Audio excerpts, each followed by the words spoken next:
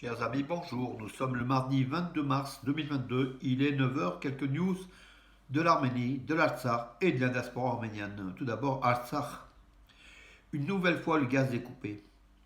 Le gazoduc qui acheminait le gaz depuis l'Arménie vers l'Artsakh en passant près d'une position azérie a une nouvelle fois été coupé. Donc, il avait été coupé le 8 mars par sans doute un acte de sabotage des Azéris. Il avait été remis samedi, donc après plus de 11 jours de tractation entre Arméniens et Azéris via les forces russes de paix. Les Azéris qui ne voulaient pas remettre le gaz, ou qui ne voulaient pas permettre aux techniciens arméniens et russes d'aller réparer le gazoduc. Ils ont cédé, ils l'ont fait. Donc le gaz était revenu samedi, samedi et dimanche matin en Artsakh pour les 100 000 personnes qui étaient chauffées au gaz en Artsakh. Ce gaz, le robinet a été coupé. Donc, on pense que lors des travaux de réparation, les Azéris ont mis une vanne qui, à distance, contrôle l'approvisionnement en gaz de l'Artsakh. Voilà, encore une fois, par le froid, par 0 degré ou moins 5 degrés, par une neige abondante qui est tombée sur la région, en Artsakh. Les Arméniens d'Artsakh sont privés de gaz, encore une fois, ce matin, donc depuis hier. Voilà.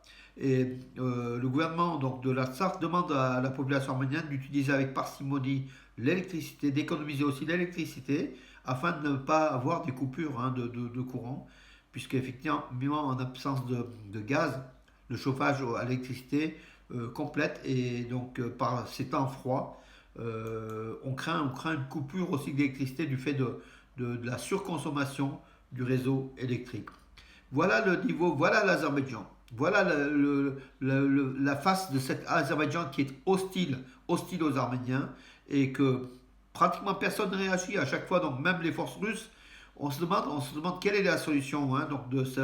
Ça sera peut-être une future guerre, on ne sait pas, mais dans ces conditions-là, cette situation de paix ne peut durer très très longtemps, puisque cette population arménienne d'Artsakh est privée de ses droits essentiels, dont celui du chauffage, avec un gazoduc arménien, et que eux ils contrôlent ou ils arrêtent à distance. Donc c'est pratiquement l'Azerbaïdjan. Bakou désire rendre la vie des Arméniens d'Artsakh invivable. Et nous, Arméniens de la diaspora, entre-temps, on est chauffés, bien sûr, on est par cet hiver.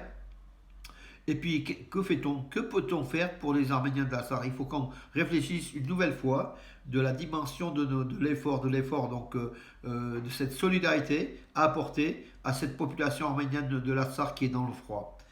Voilà donc la situation. En Arménie, la neige aussi est tombée abondamment.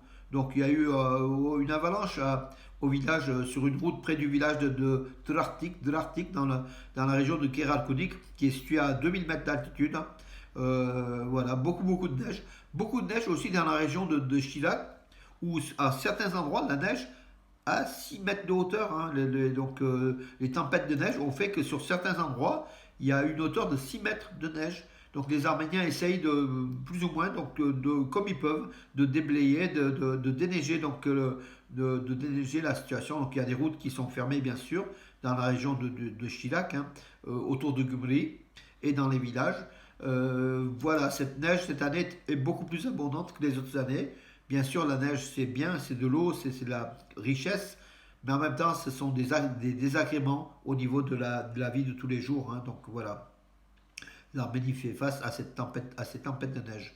Euh, voilà. Selon Ararat Mirzoyan, le chef de la diplomatie arménienne, l'Azerbaïdjan détient encore trois prisonniers de guerre arméniens, dont, comment dirais-je, trois prisonniers de guerre arméniens, dont 35 militaires et 3 civils. Le nombre des victimes arméniennes de la guerre de 44 jours est officiellement de 3822 morts et 208 disparus, plus 150 prisonniers de guerre sont revenus en Arménie, donc selon les derniers états officiels du gouvernement arménien. Voilà mes amis, écoutez, pour aujourd'hui j'en ai terminé, je vous donne rendez-vous à demain, bonne journée.